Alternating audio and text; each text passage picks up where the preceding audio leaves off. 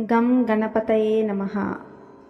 శృతిస్మృతిపురాణానాం ఆలయం కరుణాలయం నమామి భగవత్పాదం శంకరం లోకశంకరం. శ్రీమాత్రే నమః. సౌందర్యలహరి 5వ శ్లోకంను నేర్చుకుందాం. హరిస్త్వామారాధ్య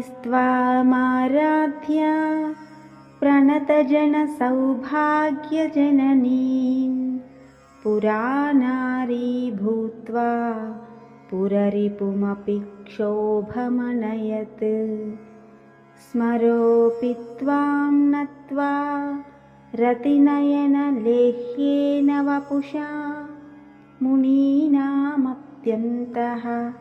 ప్రభవతి మోహాయ మహతాం. ఈ శ్లోకానికి అర్థం తెలుసుకుందాం. నమస్కారం చేసేవారికి సమస్త సౌభాగ్యములు ప్రసాదించే ఓ తల్లి, మున్ను నిన్ను హరి ఆరాధించి మోహిని రూపమును పొంది శివునికి చిత్తక్షోభను కలిగించాడు.